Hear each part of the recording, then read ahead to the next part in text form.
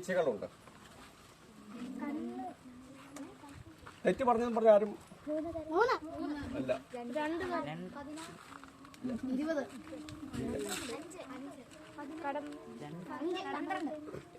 എണ്ണമാ ചോദിച്ചേ. 6-നും 3-നും ഇടയ്ക്കകത്ത് വരുന്ന സംഖ്യ. ആരോ ഉത്തരം പറഞ്ഞു. ഓക്കെ, അപ്പൊ രമ്യക്ക്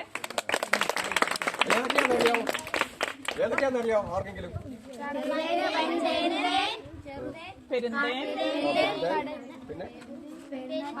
പിന്നെ കോട്ടയം എന്ന് പറഞ്ഞൊരു കമ്പലൊക്കെ ചെറുതായിട്ട് തൂങ്ങി കിടക്കും. അങ്ങനെ 4 തരം ഈച്ചയാണുള്ളത്. പിന്നെ നമ്മുടെ വെളിയിൽ നിന്ന് ഇറ്റാലിയിൽ നിന്ന് ഒരു ഈച്ച ഇറക്കിയിട്ടുണ്ട്. അത് 20 വർഷങ്ങൾക്ക് മുമ്പ് ഇറക്കിയത്. അതേപോലെ സക്സസ് ആയിട്ടില്ല. കൃഷി ആയിട്ട് യോജിച്ച് പോകാൻ ഇവിടുത്തെ കേരളത്തിലെ കാലാവസ്ഥ അനുയോജിച്ചില്ല. അത് പരാജയപ്പെട്ടു പോയി. ഇപ്പോൾ ആരെങ്കിലും ഇല്ലെന്ന് തോന്നുന്നു. ഇറ്റാലിയൻ ഈച്ച അങ്ങനെ 5 വരെ ഉള്ളായിരുന്നത് അതിപ്പോൾ ഇല്ല. പിന്നെ ഒരു തേനീച്ചക്കൂട്ടിലെ ഏറ്റവും വലിയ ഈച്ചയുടെ പേരില്ല.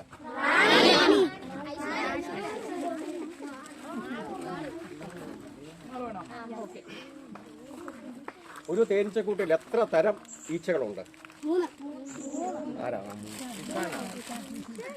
ഏതൊക്കെയാണെന്നറിയോ? വേലക്കാരി.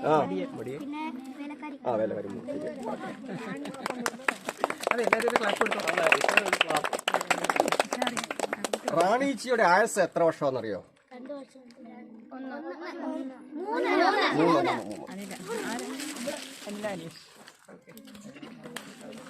റാണിയുടെ ഭക്ഷണം ഏതാണെന്നറിയോ?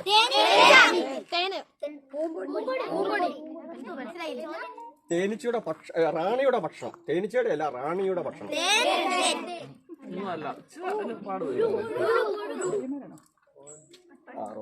റോയൽ ജില്ല ആരും പറഞ്ഞില്ല. റോയൽ ജില്ല അതായത് ഒരു ഈച്ച വിരിഞ്ഞു കഴിയുമ്പം 20 ദിവസം കൊണ്ട് അതിന് നമ്മൾ ഈ മോര് കടയത്തില്ല. മോര് കടയുമ്പം വെണ്ണം വരത്തില്ലേ എന്ന് പറഞ്ഞ പോലെ ഇതിന്റെ തലയിൽ നിന്ന് വരും. അതാണ് റാണി ഭക്ഷിക്കുന്നത്. റോയൽ ജില്ലി എന്ന് പറഞ്ഞാൽ എന്താന്ന് മനസ്സിലായോ? അപ്പം ചേട്ടാ സംശയം, ഈ സാധാരണ ഈച്ചയിൽ നിന്നല്ലേ നമ്മൾ ഈ ഒരു റാണിയെ ഉണ്ടാകുന്നത്? ഈ റോയൽ ജില്ലി മാത്രം കഴിച്ചിട്ട്? അല്ല, അതാ ഞാൻ പിന്നെ പറഞ്ഞുതരാം. ഒരു കൂട്ടില് എണ്ണത്തിൽ കൂടുതലുള്ള ഈച്ചയുടെ പേര് 3 ഈച്ച ഉണ്ടെന്ന് പറഞ്ഞു. അതിലേതാ?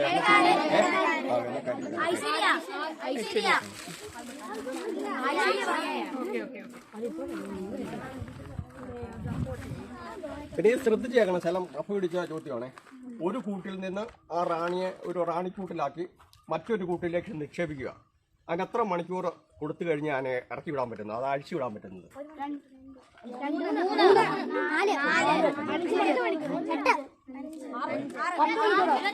7, 10.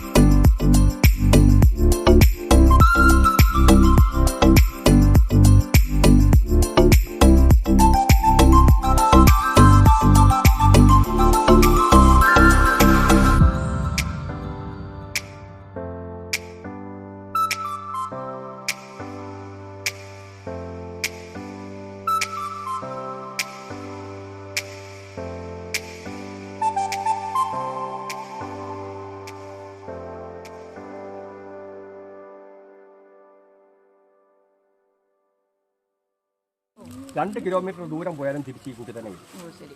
അതിനാണ് 2 കിലോമീറ്റർ ദൂരം അപ്പുറത്ത് കൊണ്ടുപോകുന്നത്. ഇത് ഈ കൂട്ടിലോട്ട് വരാതിരിക്കാൻ വേണ്ടി. എന്നിട്ട് 10 ദിവസം ആകുമ്പോഴത്തേനും ഈ റാണി ഇല്ലാത്ത കൂട്ടി റാണി ഉണ്ടാകും. അത് ഞാൻ പിന്നെ പറഞ്ഞുതരാം. ഇത് അടച്ചോട്ടെ. ഇനി വേറെ ഒന്നും കാണാനില്ല. വേലക്കാരുണ്ട്. 4 മാസം വീതം. ക്ഷാമകാലം എന്ന് പറയുന്നത് മെയ്, ജൂൺ, ജൂലൈ, ഓഗസ്റ്റ്. അന്നേരം മഴയാണല്ലോ ഇവിടെ. നമ്മുടെ കേരളത്തെ സംബന്ധിച്ച് മഴക്കാലം. അന്നേരം തേനും പൂമ്പൊടി തീരെ ഇല്ലാത്ത സമയം ഈ 4 മാസം. പിന്നെ വളർച്ചാ കാലം എന്ന് പറഞ്ഞാൽ സെപ്റ്റംബർ, ഒക്ടോബർ, നവംബർ, ഡിസംബർ. അന്നേരം ശലം ഓണമൊക്കെ ആകുമ്പോഴത്തേനും ശലം വിളിച്ചൊക്കെ ആവും, പൂമ്പൊടിയാവും, തേനാവും. ഇത് ഈച്ച പെട്ടെന്ന് റാണി പെട്ടെന്ന് മുട്ടയിട്ട് ഈച്ചയെന്ന് വളർത്തും. അന്നേരമാണ് നമ്മൾ ഈ സെറ്റ് പിരിക്കുന്നത്. അതാ ഒരു പെട്ടി 2ഉം 3ഉമായിട്ട് പിരിക്കും. ഈച്ചയുടെ വർധനം അനുസരിച്ച് 2ആയിട്ട് പിരിക്കാം, 3ആയിട്ടും പിരിക്കാം. നമുക്ക് 6 ഫ്രെയിമാണ് ഉള്ളത്. 2ആയിട്ടും പിരിക്കാം, 3ആയിട്ടും പിരിക്കാം ഈച്ചയുടെ. അത് കർഷകൻ്റെ ഒരു കഴിവാണ്. ഏതാ 3ആയിട്ട് പിരിക്കണോ 2ആയിട്ട് പിരിക്കണോ എന്നുള്ളത് കർഷകൻ തീരുമാനിക്കുന്നതാണ്. അങ്ങനെ 3ആയിട്ട് അത് പിരിക്കാം. പിന്നെ ഉൽപ്പാദന കാലം എന്ന് പറയുന്നത് നമുക്ക് ജനുവരി, ഫെബ്രുവരി, മാർച്ച്, ഏപ്രിൽ. അതായത് തേൻ എടുക്കുന്ന സമയം. നമ്മുടെ ഇവിടെ കോട്ടയം ജില്ലയെ അപേക്ഷിച്ച് തേൻ വളരെ കുറവാണ്. പാലക്കാടൊക്കെ മഴ കുറവാണ്. അതാണ് ഇതെല്ലാം കേരളത്തിലെ മൊത്തം ഇത് വെച്ചാണ് ഇത് പറഞ്ഞിരിക്കുന്നത്. അവിടെ 2-3 മാസം തേൻ എടുക്കാം. ഇവിടെ കോട്ടയം ജില്ല ഫെബ്രുവരി, മാർച്ച് 2 മാസത്തെ തേനുണ്ട്. അന്നേരം ഇത് 4 മാസം ഉൾപ്പെടുത്തിയേ ഉള്ളൂ. അന്നേരം അത് മനസ്സിലായി. ആർക്കെങ്കിലും സംശയമുണ്ട്. 4ആയിട്ട് തിരിച്ചിട്ടുണ്ട്. അല്ല 3ആയിട്ട് ഡിവൈഡ് ചെയ്തിട്ടുണ്ട് 12 മാസത്തെ. അതൊന്ന് ക്ഷാമകാലം, 2 വളർച്ചാകാലം, 3 ഉൽപ്പാദന കാലം. തേൻ ഉൽപ്പാദനത്തിൻ്റെ അതാണ് ഉദ്ദേശിക്കുന്നത്. അങ്ങനെ 3ആയിട്ട് തരം തിരിച്ചിട്ടുണ്ട് 12 മാസത്തെ. പിന്നെ നമ്മൾ ഇത് ഡിവൈഡ് ചെയ്യും. അതായത് ഈ വളർച്ചാ കാലത്ത് നമുക്ക് ഒരു പെട്ടി നമ്മൾ ഇരിക്കാൻ വേണ്ടിയിട്ട് അത് നമ്മൾ അനക്കുന്നേ ഇല്ല. റാണി മുട്ടയിട്ടങ്ങ് നിറഞ്ഞ് ഈച്ചയ്ക്ക് തിങ്ങാനാ. അന്നേരം അത് റാണി ഈച്ച തന്നെ അടിയിലൊരു ചെറിയ റാണിക്ക് ഇടാൻ വേണ്ടി ഒരു മുട്ടയുണ്ടാകും. ഈ റാണിക്ക് 2 തരത്തിലുള്ള മുട്ടയിടാൻ കഴിവുണ്ട്. ഈ റാണിക്ക് ഒന്ന് ഈ കുഴപ്പമില്ല, റാണി ഈ മടിയിനുമായിട്ട് ഒരു ഇണ ചേരുന്നൊരു ഇതുണ്ട്. വിരിഞ്ഞു കഴിഞ്ഞ് റാണി കൂട്ടി വിരിഞ്ഞു കഴിഞ്ഞ് 10 ദിവസം കഴിഞ്ഞ് അതാ കുറേ ഒരു 100 കണക്കിന് ഈച്ച കൂടെ പോകും. ഒരു 4 മണി കഴിഞ്ഞാൽ ഇത് പോകുന്നത്. ഇന്നലെ അന്തരീക്ഷത്തിൽ പോയാണ് ഇണ ചേരുന്നത്. ഒരു മടിയിനുമായിട്ട് ഇണ ചേർന്ന് കഴിഞ്ഞ് ഇതിന് 3 അറയുള്ളത് റാണിക്ക്. ഒന്ന് ആഹാരം കഴിക്കുന്നത്, ഒന്ന് ഈ അണ്ടാശയം, അങ്ങനെ പിന്നെ ഇത് പ്രത്യുൽപാദനം നടക്കുന്ന ഈ ബീജമെല്ലാം കൂടെ ചെയ്യുന്ന അങ്ങനെ 3 അറയുള്ളത്. അതിൽ ഇത് ഈ ബീജസങ്കലനം നടന്ന അറയുണ്ടല്ലോ, അത് റാണി മുട്ടയിടുന്നത്. അതും അത് ടച്ചിങ് വരുന്നത് എല്ലാം വേലക്കാരി ഈച്ചയായിട്ട് വരും. ടച്ചിങ് ചെയ്യാത്തത് മടിയനായിട്ട് വരും. 3 അറയുണ്ട്. അതിൽ 1 അറ ഇത് സ്പർശിച്ച് വരും മുട്ടയിടുന്ന സമയത്ത്. അതിൻ്റെ വാലത്തെ കൊണ്ടാണ് മുട്ടയിടുന്നത്. അന്നേരം അത് ബീജസങ്കലനം നടന്നത് വേലക്കാരി ഈച്ചയും നടക്കാത്തത് മടിയൻ ഈച്ച, ആണ ഈച്ചയാണ്. പിന്നെ ബീജസങ്കലനം നടന്ന ഈച്ചയ്ക്ക് അതായത് 3 ദിവസം ഇത് ഓയിൽ ജില്ലയാണ് കൊടുക്കുന്നത്. ഒരു മുട്ട ഇട്ട് കഴിഞ്ഞ് നൂൽമുട്ട കണ്ടായിരുന്നു കാണണോ? ഇനി അതിനകത്തറ നൂൽമുട്ടയുണ്ട്. 4 ദിവസം കഴിഞ്ഞ് അതിന് 3 ദിവസം റോയൽ ജെല്ലി മാത്രം കൊടുക്കുക. അത് തലയിൽ ഞാൻ പറഞ്ഞില്ലായിരുന്നു. ഈ വിരിഞ്ഞ് വരുന്ന ഈച്ചയുടെ 20 ദിവസത്തെ പ്രായം കൊണ്ട് 20 ദിവസം കഴിയുമ്പോൾ അത് നിൽക്കും. ഈ തലയിൽ നിന്ന് വെണ്ണ പോലത്തെ അതിന് റോയൽ ജെല്ലി എന്നാണ് പറയുന്നത്. അത് 3 ദിവസം കൊടുക്കും. 3 ദിവസം കൊടുത്തതിന് ശേഷം വേലക്കാരി ഈച്ചയ്ക്ക് ഈ പൂപ്പൊടി തേനും കൂടെ കൂടിയ മിശ്രിതമാണ് കൊടുക്കുന്നത്. അത് 3 കഴിഞ്ഞ് 12 ദിവസം വരെ കൊടുക്കും. 1 തൊട്ട് 12 ദിവസം. 3 ദിവസം റോയൽ ജെല്ലി മാത്രം, 3 ദിവസം 12 ദിവസത്തിന് തേനും പൂമ്പൊടിയും കൂടെ ചേർന്ന് അത് മിശ്രിതം കൊടുക്കും. അത് കഴിഞ്ഞാൽ അത് സീൽ ചെയ്യും. വേലക്കാരി സീൽ ചെയ്താൽ കണ്ടായിരുന്നല്ലോ. സീൽ ചെയ്ത് 21ാമത്തെ ദിവസം വിരിഞ്ഞ് വരുന്നത് മൊത്തം വേലക്കാരി ഈച്ചയായിരിക്കും. അതേസമയം മടിയിൻ്റെ ആണെങ്കിൽ 3 ദിവസം റോയൽ ജെല്ലി കൊടുക്കും. പിന്നെ 14 ദിവസം വരെ ഈ പൂമ്പൊടിയും തേനും കൂടെ കൂടിയ മിശ്രിതം.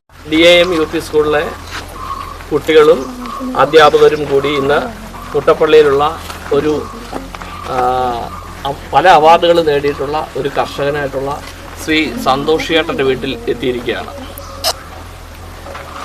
അദ്ദേഹത്തിന് ഈ തേനീച്ച കൃഷി മാത്രമല്ല, ഈ ചുറ്റുപാട് നോക്കിയാൽ നമുക്ക് കാണാം റബ്ബർ ഷീറ്റും എല്ലാ സാധനങ്ങളും ഉണ്ട്. നല്ല മുഴുവൻ സമയവും ഭൂമിയിൽ തന്നെ ചെലവഴിച്ച് ജീവിക്കുന്ന, നമ്മളൊന്ന് ആലോചിക്കുക, നമ്മുടെയൊക്കെ വീട്ടിൽ വരുന്നവരാണോ ഇവിടെ വന്നപ്പോഴേ നമ്മളെന്ത് കാര്യമായിട്ടാണ് നമ്മളെ ഒരു ഗൃഹനാഥൻ നമ്മളെ ക്ഷണിച്ച് നമ്മളെ ആദരിച്ച്, അതായത് ഒരു വിരുന്നുകാർ വരുന്ന ആ സന്തോഷത്തോടെ നമ്മളെ വിളിച്ചിരുത്തി നമ്മളോട് കാര്യങ്ങളെല്ലാം എന്ത് വിശദമായിട്ട് ആ കൃഷിയെല്ലാം കൊണ്ടു നടന്ന് കാണിച്ചു തന്നു. ഇത് നമ്മളിതിലൊക്കെ പണം കൊടുത്താൽ പണത്തിന് പറ്റാത്ത ഒരു ക്ലാസ്സാണ് നമുക്ക് കിട്ടിയത്. അപ്പം നിങ്ങളെ ഞങ്ങൾ ബഹുമാനപ്പെട്ട സന്തോഷേനെ ഈ ഇൻ്റർവ്യൂവിലേക്ക് ഞാൻ ക്ഷണിക്കുകയാണ്. അപ്പം ചോദ്യം ചോദിക്കാൻ വേണ്ടിയിട്ട് നമ്മുടെ കുട്ടികൾ എല്ലാവരും റെഡിയായിട്ടുണ്ട്.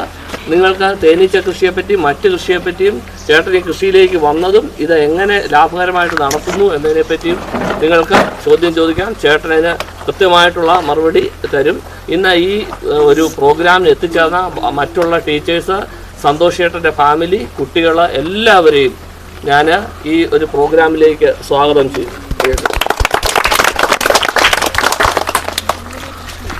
ഈ തേനീച്ച കൃഷിക്ക് ഉപയോഗിക്കുന്ന മുൻനിര ഉപകരണങ്ങൾ എന്തൊക്കെയാണ്? മുൻനിര ഉപകരണം ഒന്ന് സ്മോക്കർ, ഒന്ന് കത്തി, പിന്നെ റാണി കൂട് ഇല്ലേ അത്, പിന്നെ എക്സ്ട്രാക്ഷൻ എന്ന് പറയുന്നത് തേനെടുക്കുന്ന മെഷീന്, പിന്നെ കയ്യുറയുണ്ട്, ഈ മുഖാവരണം അത് കണ്ടായിരുന്നു സാറേ? കണ്ടില്ല. മുഖാവരണം എന്ന് പറഞ്ഞാൽ ഈച്ച കുത്താതിരിക്കാൻ വേണ്ടി മുഖത്ത്. അങ്ങനെ 5-6 കൂട്ടം സാധനങ്ങളാണ് വേണ്ടത്. തേനീച്ച കൃഷി ഒരു ആധുനിക കൃഷി രീതിയാണോ? ആധുനികം എന്ന് പറഞ്ഞാൽ നമ്മളിപ്പം കേരളത്തെ സംബന്ധിച്ചെന്ന് പറഞ്ഞാൽ റബ്ബർ കൃഷിയാണ് മുഖ്യമായിട്ടുള്ളത്.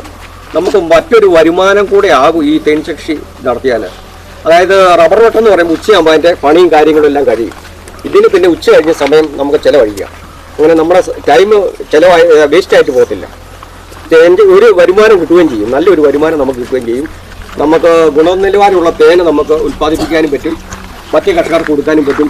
പിന്നെ ഇതെന്ന് പറഞ്ഞാൽ ഈ തേനീച്ചകളാണ് ഈ ഭൂമിയിലെ 65 മുതൽ 70% വരെ പരാഗണം നടത്തുന്നത്. നമ്മുടെ ഈ പ്രകൃതി നിലനിൽക്കുന്നത് തന്നെ തേനീച്ചകൾ മുഖേനയാണ്. 65% തൊട്ട് 70% വരെ തേനീച്ച മുഖേനയാണ്. അതായത് ഒരു തെങ്ങിൻ്റെ പൂവിൽ നിന്ന് മറ്റൊരു തെങ്ങിൻ്റെ പൂവിലേക്കേ അത് പോകത്തുള്ളൂ. വേറെ കവുങ്ങിലേക്കോ മത്തയിലേക്കോ പോകത്തില്ല. ഉദാഹരണത്തിന് ഒരു മത്തയുടെയും ഈ കുമ്പളത്തിൻ്റെ പൂ ഏകദേശം ഒരുപോലെ ഇരിക്കും. മത്തയുടെ പൂമ്പൊടി എടുത്തതിന് ശേഷം തേങ്ങില്ലെങ്കിൽ അത് കുമ്പളത്തിൻ്റെ പൂമ്പൊടിയിലേക്ക് പോകത്തില്ല. മത്തയിൽ നിന്ന് മത്തയിലേക്ക് പോകുന്നു, തെങ്ങിൽ നിന്ന് തെങ്ങിലേക്ക്, ജാതിയിൽ നിന്ന് ജാതിയിലേക്ക് പോകുന്നു. അങ്ങനെ പ്രകൃതിയിൽ ഒരേ ഒരു ജീവി ഈശ്വരന്റെ വരദാനമല്ല, ഈ തേനീച്ച മാത്രമേ ഉള്ളൂ പരാഗണം നടത്തുന്നത്. ചേട്ടൻ ഈ തേനീച്ച കൃഷിയിലൂടെ അവാർഡുകളോ പുരസ്കാരങ്ങളോ ലഭിച്ചിട്ടുണ്ടോ? കിട്ടിയിട്ടുണ്ട്. ഏതെല്ലാമാണ്? ഒന്ന് മലനാട്ടിൽ നിന്ന് കിട്ടിയിട്ടുണ്ട്, പിന്നെ ഒന്ന് ഈ നമ്മുടെ കൃഷിഭവൻ മുഖേന കിട്ടിയിട്ടുണ്ട്. അങ്ങനെ 2 അവാർഡ് കിട്ടിയിട്ടുണ്ട്. പിന്നെ ഈ കൃഷി ചെയ്യാൻ പ്രത്യേക പരിശീലനം ആവശ്യമാണോ? അതാവശ്യമുണ്ട്. അത് എവിടെ നിന്നാണ് ലഭിക്കുന്നത്? അത് മലനാട്ടിൽ നിന്നും കിട്ടും, നമ്മുടെ കോട്ടിക്കോർപ്പില്ലേ അവിടെ നിന്നും കിട്ടും, നമ്മുടെ തിരുവനന്തപുരത്ത് വെള്ളായണി കാർഷിക സർവകലാശാലയിൽ നിന്ന് കിട്ടും. ഇങ്ങനെ 3 നിന്ന് കിട്ടും. ഈ കൃഷിയിലൂടെ പിന്നെ എന്ത് ലാഭമാണ് സാറിന് ലഭിക്കുന്നത്? നമുക്ക് ഞാൻ പറഞ്ഞില്ല, ഇവിടെ എനിക്ക് പശുവുണ്ട്, ആടുണ്ട്, റബ്ബറുണ്ട്. ഇത് കൂടാതെ മറ്റൊരു വരുമാനം കൂടെ നമ്മുടെ ടൈം വെറുതെ വേസ്റ്റാക്കി കളയാതെ ഒരു നമ്മുടെ ടൈം എൻജോയ് ചെയ്യാനും പറ്റും. ഇതൊരു നല്ല വരുമാനമാണ്. നമുക്കിത് തേൻ എന്ന് പറഞ്ഞാൽ നമുക്ക് 1 വർഷം വരെ ഇത് കേടുകൂടാതെ ഉപയോഗിക്കാൻ പറ്റും. നമുക്ക് ആവശ്യാനുസരണം ഇത് വിപണിയിൽ വിൽക്കുകയും ചെയ്യാം. ഈ തേനീച്ച കൃഷി അല്ലാതെ വേറെ അനേകം കൃഷികൾ ചേട്ടൻ ചെയ്യുന്നുണ്ടോ? ഉണ്ട്, പശുവുണ്ട്, ആടുണ്ട്, പിന്നെ കോഴിയുണ്ട്, പിന്നെ മീൻകുളം ഉണ്ടായിരുന്നു. എനിക്ക് വലിയ എൻ്റെ മോൻ മീൻകുളം കണ്ടില്ല, അതുകൊണ്ടായിരുന്നു അത് നിർത്തി പോയതാണ്. അങ്ങനെ മീൻകുളം ഉണ്ടായിരുന്നു. പിന്നെ കപ്പയൊക്കെ ഉണ്ടായിരുന്നു. ഇവിടെ പന്നിയും വരുന്നതായിരുന്നു. കപ്പയും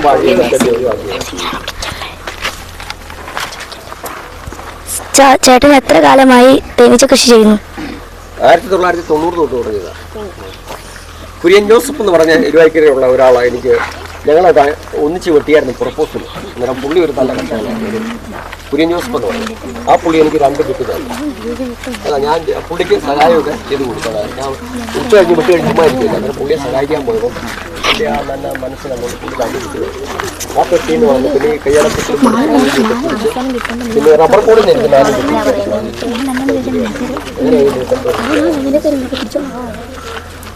കിട്ടി. ഒരു കുട്ടിയിൽ എത്രത്തോളം തേൻ കിട്ടും? ഒരു വർഷം നല്ല സീസൺ ആണെങ്കിൽ 12 മുതൽ 15 കിലോ വരെ കിട്ടും. ഭൂമിയിൽ നിന്ന് തേനീച്ച ഇല്ലാതായാലും സംഭവിക്കും, പ്രകൃതി നശിക്കും. ചേട്ടൻ എത്ര വർഷമായി തേനീച്ച കൃഷി തുടങ്ങിയിട്ട്? 1990 തൊട്ട് തുടങ്ങിയതാണ്. തേനീച്ചകൾ നമ്മളെ ആക്രമിച്ചാൽ നമ്മൾ എന്തൊക്കെ പ്രഥമ ശുശ്രൂഷകളാണ് ചെയ്യേണ്ടത്?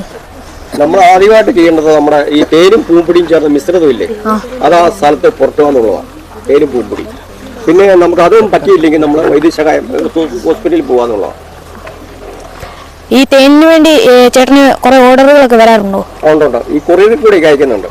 ഗുജറാത്ത്, ഡൽഹി, ഈ പിന്നെ അതുപോലുള്ള സംസ്ഥാനങ്ങൾക്ക് അയച്ചു കൊടുക്കുന്നുണ്ട്. ഈ ആൺതേനീച്ചയും പെൺതേനീച്ചയും എങ്ങനെയാണ് തിരിച്ചറിയാവുന്നത്? പെൺതേനീച്ച എന്ന് പറഞ്ഞാൽ അത് കുത്താൻ കൊല്ലിയുണ്ട്, ആണീച്ചയ്ക്ക് കൊല്ലിയില്ല. പിന്നെ തേനും പൂമ്പൊടി എടുക്കാൻ ശേഖരിക്കാനുള്ള ഇത് കൊമ്പോ അതിൻ്റെ കാലോ ഭാഗമല്ല. ഈ ആണീച്ചയ്ക്ക് പെണ്ണീച്ചകൾക്ക് ഇത് ഭാഗമാണ്. ഈ ആണീച്ച എന്ന് പറഞ്ഞാൽ ഒരു പ്രാവശ്യം ഈ പ്രാണിയാട്ടെ ഇണ ചേരാൻ മാത്രമേ അതിനെ ഉപയോഗിക്കത്തുള്ളൂ. വേറെ കവുങ്ങിലേക്കോ മത്തയിലേക്കോ പോകത്തില്ല. ഉദാഹരണത്തിന് ഒരു മത്തയുടെ ഈ കുമ്പളത്തിൻ്റെ ഏകദേശം ഒരുപോലെ ഇരിക്കും. മത്തയുടെ പൂമ്പൊടി എടുത്തതിന് ശേഷം തേഞ്ഞില്ലെങ്കിൽ അത് കുമ്പളത്തിൻ്റെ പൂമ്പൊടിയിലേക്ക് പോകത്തില്ല.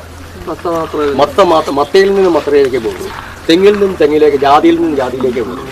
അങ്ങനെ പ്രകൃതിയിൽ ഒരേ ഒരു ജീവി ഈശ്വരന്റെ വരദാനമല്ല, ഈ തേനീച്ച മാത്രമേ ഉള്ളൂ പരാഗണം നടത്തുന്നത്. ചേട്ടൻ ഈ തേനീച്ച കൃഷിയിലൂടെ അവാർഡുകളോ പുരസ്കാരങ്ങളോ ലഭിച്ചിട്ടുണ്ടോ? കിട്ടിയിട്ടുണ്ട്. ഏതെല്ലാമാണ്? ഒന്ന് മലനാട്ടിൽ നിന്ന് കിട്ടിയിട്ടുണ്ട്, പിന്നെ ഒന്ന് ഈ നമ്മുടെ കൃഷിഭവൻ മുഖേന കിട്ടിയിട്ടുണ്ട്. അങ്ങനെ 2 അവാർഡ് കിട്ടിയിട്ടുണ്ട്. പിന്നെ ഈ കൃഷി ചെയ്യാൻ പ്രത്യേക പരിശീലനം ആവശ്യമാണോ? അതാവശ്യമുണ്ട്. അത് എവിടെ നിന്നാണ് ലഭിക്കുന്നത്? അത് മലനാട്ടിൽ നിന്നും കിട്ടും, നമ്മുടെ കോട്ടിക്കോർപ്പില്ലേ അവിടെ നിന്നും കിട്ടും, നമ്മുടെ തിരുവനന്തപുരത്ത് വെള്ളായണി കാർഷിക സർവകലാശാലയിൽ നിന്ന് കിട്ടും. ഇങ്ങനെ 3 കിട്ടും. ഈ കൃഷിയിലൂടെ പിന്നെ എന്ത് ലാഭമാണ് സാറിന് ലഭിക്കുന്നത്? നമുക്ക് ഞാൻ പറഞ്ഞല്ലോ, ഇവിടെ എനിക്ക് പശുവുണ്ട്, ആടുണ്ട്, റബ്ബറുണ്ട്. ഇത് കൂടാതെ മറ്റൊരു വരുമാനം കൂടെ നമ്മുടെ ടൈം വെറുതെ വേസ്റ്റാക്കി കളയാതെ ഒരു ടൈം നമ്മുടെ ടൈം എൻജോയ് ചെയ്യാനും പറ്റും. മത്തയുടെ പൂമ്പൊടി എടുത്ത് കുര്യൻ ജോസഫ് എന്ന് പറയും, ആ പുള്ളി എനിക്ക് 2 കിട്ടുന്നത്. അതാ ഞാൻ പുള്ളിക്ക് സഹായമൊക്കെ ചെയ്ത് കൊടുത്തതാണ്. ഞാൻ ഉച്ച കഴിഞ്ഞ് വിട്ട് ചുമ്മാ ഇരിക്കില്ല, അങ്ങനെ പുള്ളിയെ സഹായിക്കാൻ പോയപ്പോൾ എൻ്റെ ആ നല്ല മനസ്സ് കണ്ടുകൊണ്ട് പുള്ളി കണ്ടുപിടിച്ചത് ആ പെട്ടിന്ന് പറഞ്ഞു. പിന്നെ ഈ കയ്യടക്കത്തിൽ പിന്നെ റബ്ബർ കൂടി എനിക്ക് 4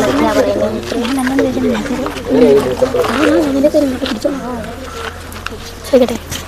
ഒരു കുടിലിന് എത്രത്തോളം തേൻ കിട്ടും? ഒരു വർഷം നല്ല സീസൺ ആണെങ്കിൽ 12 മുതൽ 15 കിലോ വരെ കിട്ടും. ഭൂമിയിൽ നിന്ന് തേനീച്ചില്ല സംഭവിക്കും, പ്രകൃതി നശിക്കും. ചേട്ടൻ എത്ര വർഷമായി തേനീച്ച കൃഷി തുടങ്ങിയിട്ട്? 1990 തൊട്ട് തുടങ്ങിയതാണ്. തേനീച്ചകൾ നമ്മളെ ആക്രമിച്ചാൽ നമ്മൾ എന്തൊക്കെ പ്രഥമ ശുശ്രൂഷകളാണ് ചെയ്യേണ്ടത്? നമ്മൾ ആദ്യമായിട്ട് ചെയ്യേണ്ടത് നമ്മുടെ ഈ തേനും പൂമ്പൊടിയും ചേർന്ന മിശ്രിതമില്ലേ, അത് ആ സ്ഥലത്ത് പുറത്തു വന്നുള്ളതാണ്, തേനും പൂമ്പൊടി. പിന്നെ നമുക്ക് അതും പറ്റിയില്ലെങ്കിൽ നമ്മൾ വൈദ്യസഹായം ഹോസ്പിറ്റലിൽ പോകാന്നുള്ളതാണ്. ഈ തേനിന് വേണ്ടി ചേട്ടന് കുറെ ഓർഡറുകളൊക്കെ വരാറുണ്ടോ? ഉണ്ട്. ഈ കൊറിയറിൽ കൂടെ അയക്കുന്നുണ്ട്. ഗുജറാത്ത്, ഡൽഹി, ഈ പിന്നെ അതുപോലുള്ള സംസ്ഥാനങ്ങൾക്ക് അയച്ചു കൊടുക്കുന്നുണ്ട്. ഈ ആൺതേനീച്ചയും പെൺതേനീച്ചയും എങ്ങനെയാ തിരിച്ചറിയാവുന്നത്? പെൺതേനീച്ച എന്ന് പറഞ്ഞാൽ അത് കുത്താൻ കൊല്ലിയുണ്ട്, ആണീച്ചയ്ക്ക് കൊല്ലിയില്ല. പിന്നെ തേനും പൂമ്പൊടി എടുക്കാൻ ശേഖരിക്കാനുള്ള ഇത് കൊമ്പോ അതിൻ്റെ കാലോ ഭാഗമല്ല. ഈ ആണീച്ചയ്ക്ക് പെണ്ണീച്ചകൾക്ക് ഇത് ഭാഗമാണ്. ഈ ആണീച്ച എന്ന് പറഞ്ഞാൽ ഒരു പ്രാവശ്യം ഇത് കൊമ്പോ അതിൻ്റെ കാലോ ഭാഗമല്ല. ഈ ആണീച്ചയ്ക്ക് പെണ്ണീച്ചകൾക്ക് ഇത് ഭാഗമാണ്. ഈ ആണീച്ച എന്ന് പറഞ്ഞാൽ ഒരു പ്രാവശ്യം ഈ പ്രാണിയാട്ടെ ഇണ ചേരാൻ മാത്രമേ അതിനെ ഉപയോഗിക്കത്തുള്ളൂ. ആണീച്ചകളില്ലാതെ ഇത് പ്രകൃതി നിൽക്കത്തുമില്ല. അങ്ങനെ ഒരു കാര്യങ്ങളുണ്ട്.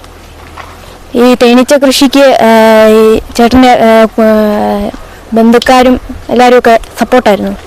ബന്ധുക്കാർക്ക് ഭാര്യയും മക്കളും സപ്പോർട്ടാണ്.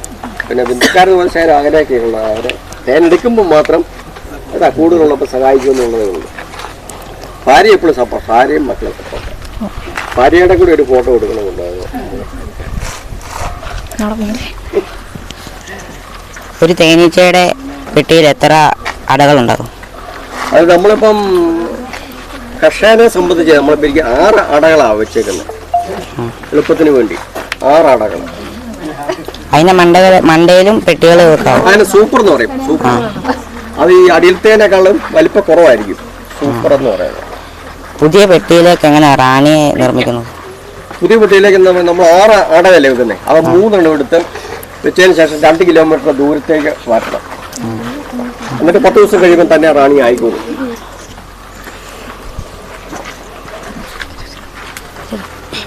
എന്തുകൊണ്ടാണ് സാറ് തേനീച്ച കൃഷി തിരഞ്ഞെടുത്തത്? എനിക്ക് നല്ലൊരു എൻജോ കിട്ടും, പിന്നെ നല്ലൊരു വരുമാനം, സാമ്പത്തിക വരുമാനം കൂടെ കിട്ടും. അതുകൊണ്ടാണ് നമ്മളെ പിന്നെ ടൈം വേസ്റ്റ് ആയി പോകുന്നത്. ഏതാ പിള്ളേരൊക്കെ ഇപ്പം കാണത്തില്ലേ, ടൈം വേസ്റ്റ് ആയി പോകുന്നത് നമുക്ക് ഏതാ ഒരു ഇതായിട്ട് തന്നെ. ദുരാഗ്രഹം ഒന്നും ഇല്ലാതെ നമുക്ക്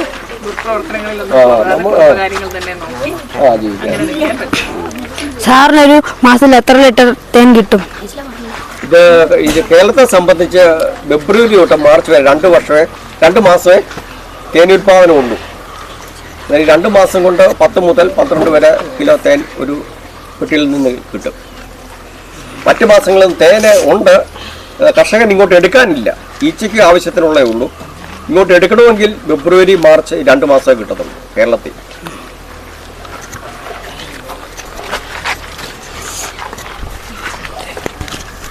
ഇത് ഏത് തരം തേനാണ്? തേൻ ഈച്ചകൾ 4 തരമുണ്ട്. അത് ഏറ്റവും തേൻ ഉൽപ്പാദിപ്പിക്കുന്നത് പെരുന്തേനാണ്. അതായത് ഒരു ഇടുക്കിക്ക് ഈ മരത്തെ കയറിയ ഒരു പാട്ട തേൻ വരെ കിട്ടും ഒരു ഇടുക്കിക്ക്. അത്രയും കിട്ടും. അത് കഴിഞ്ഞാൽ പിന്നെ ഈ വൻതേന ഈച്ച വൻതേന 10 മുതൽ 12, 15 കിലോ വരെ കിട്ടും. അത് കഴിഞ്ഞാൽ പിന്നെ കോൾത്തേന 1/2 കിലോ വരെ കിട്ടും. അത് കഴിഞ്ഞ് ഒരു ചെറുതായി പൊട്ടി ഒരു വർഷത്തിൽ എല്ലാ വർഷവും പൊട്ടിക്കുവാണെങ്കിൽ 300 ഗ്രാം 250 ഗ്രാം വരെ കിട്ടത്തുള്ളൂ. അതിനന്തരം വില കൂടുതലാണ്, 2500 രൂപ വിലയുണ്ട്. അതിന് ഗുണം ഏതാ പൂമ്പൊടി ഉരുകി തേനാകുന്ന, മറ്റേത് തേൻ എടുത്തുകൊണ്ട് വരുന്നത്. പരിശീലനം ലഭിച്ചിട്ടുണ്ടോ? ഉണ്ടോ? ഒന്നും മലനാട്ടിൽ നിന്ന് ആദ്യമേ കിട്ടിയത്. അത് കഴിഞ്ഞ് കോട്ടിക്കോർത്തിൽ നിന്ന് കിട്ടി. അത് കഴിഞ്ഞ് വെള്ളായണി കാർഷിക ശാലയിൽ നിന്ന് കിട്ടി. 10 പൂട്ടി കിട്ടിയിട്ടുണ്ട്. സാറിന് തേനീച്ച കൃഷി ചെയ്യുന്നതിന് ഗവൺമെന്റ് വഴി സഹായങ്ങൾ ലഭിച്ചിട്ടുണ്ടോ? ഈ റബ്ബർ ബോർഡിന്റെ കീഴിൽ നിന്ന് ഒരു വർഷം 4 തേനീച്ചപ്പെട്ടികൾ കിട്ടിയായിരുന്നു. ഒരു തേനീച്ചക്കൂട്ടിൽ ആറ് കൂടുതൽ അടകൾ വെച്ചാൽ എന്ത് സംഭവിക്കും? അത് സെറ്റ് പിരിഞ്ഞ് പോകാനാണ് സാധ്യത കൂടുതൽ. നമ്മുടെ ഈ DAM-UP സ്കൂളിലെ കുട്ടികൾക്കും അധ്യാപകർക്കും വളരെ നല്ല ഒരു തേനീച്ച കൃഷിയെ പറ്റിയുള്ള ഒരു പാഠം എടുത്തു തന്ന സന്തോഷ് ചേട്ടനും അതുപോലെ അദ്ദേഹത്തോടൊപ്പം എല്ലാ കാര്യങ്ങളിലും ഒപ്പം നിൽക്കുന്ന ടിജി ചേച്ചിക്കും നമ്മുടെ സ്കൂളിൻ്റെയും നമ്മുടെ കുട്ടികളുടെയും അധ്യാപകരുടെയും നമ്മുടെ എല്ലാവരുടെയും പേരിലുള്ള നന്ദി അറിയിക്കുന്നു.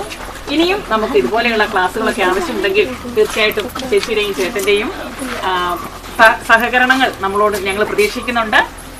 എല്ലാത്തിനും എല്ലാവരോടും ഒരിക്കൽ കൂടി നന്ദി പറയുന്നുണ്ട്. ഞാൻ നോക്കുന്നു.